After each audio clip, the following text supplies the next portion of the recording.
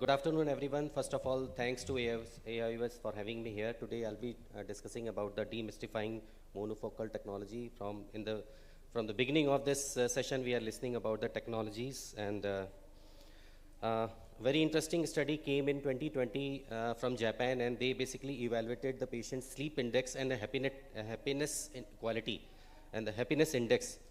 And they found that the patients with more posterior subcapsular cataracts, they are the most happiest patient after cataract surgery. And now we are evaluating the same thing, and we are getting that monofocal patients, they are the happiest patient after the cataract surgeries.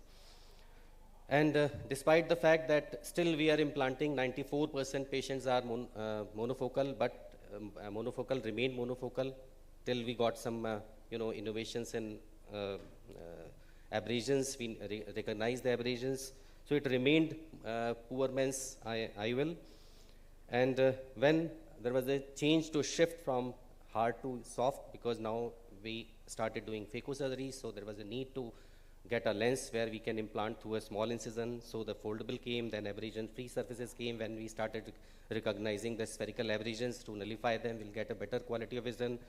And approximately 6-7 years back, then the concept came that we can even modify this lens, the surface, we can play with the abrasions, and we can create some defocus from the distance without compromising in the distance quality, and we can offer some good quality of intermediate vision.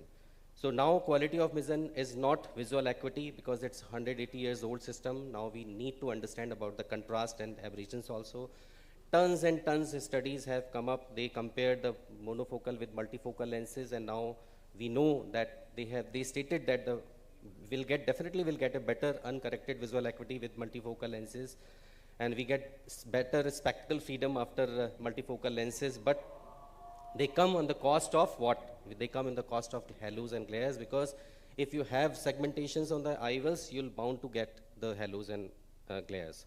So now we understand about this diffractive technology, that despite your counseling, despite you assess the patient's realistic attitude, you need to face the problems with glare and halos. So again, there is a shift to change back to the monofocal. Now we are stressing more on the enhanced monofocals. The brand leader in this concept was the IONS. It came around 8 years back, and with the concept they have, without compromising the distance one, we started offering the intermediate vision. Then the different companies recently, the Hoya and the IOL Isopure, they have even improved the technology. They have created better surfaces to offer the better intermediate vision. And as Dr. Vasavada has shown one study that they evaluated the Vivity, I think, implants with the mini vision. Again, the study came from J&J. They evaluated the monofocal with if we offer the emetropia, and if we make this slightly, monovision, slightly, if the patient make the one eye slightly myopic, they are the happy patient in comparison to the bilateral emetropia. And again, no loss in the distance quality of vision. Another study came where they evaluated the 3 brand leaders, the IONS, Impress, and the Isopure. They found in the Manuwaki study that they found that all the 3 lenses are more or less comparable, and the same way we are also getting the same kind of results. Interesting presentation, as Dr. Anurag has shown about the MTF values. In this case, the patient came around, I think operated it around 2 weeks before, and the patient was having a multifocal lens in one eye. Very happy patient with 6/6 vision and N6 vision on the Snell lens in the evaluation, but patient was complaining about the photic phenomena, because patient was young, and during driving, he was facing some problem. So we discussed with the patient, and then we implanted the monofocal lens of the same company. Patient got good 6/6 vision with N10 without glasses, and patient was improving with 1.25, 1.5-ish, improved to N6. And because of the contrast loss, if you see the maps, yeah, you can see that, Dr. Anurag, you can see that the corneal MTF value is excellent in both eyes, and in the right eye where we implanted the enhanced monofocal, you can see that there is a less dipping, and it is away from the square. And in the multifocal lens, there is a dipping, and this is the reason because of the contrast loss. So in our study, we analyzed the maximum, we evaluated the IHANS because we have implanted more than 2,000 of implants till date. And recently, we evaluated the ISOPure 126 lenses.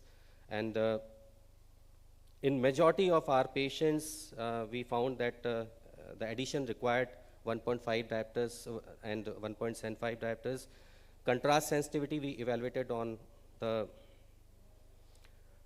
Bailey-Robson contrast sensitivity chart, and we found that contrast were comparable to monofocal lenses, and photic phenomena again comparable to monofocal lenses. Similar kind of study, we evaluated the IMPRESS. We evaluated around 490 eyes, in which the 109 were bilateral implants and 381 unilateral implants. And again, the similar kind of evaluated. We have excluded the toric lenses in all variants because the torics were not available that time.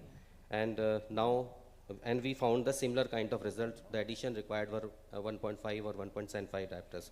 So now we are living in the era where we need intermediate vision, and without any photic phenomena, without distortions of distance quality of vision, and especially now majority of us are presbyopic, and we can understand we have to lift the glass especially when we going down the stairs. So it's very important to have distance intermediate vision. Thanks for attention.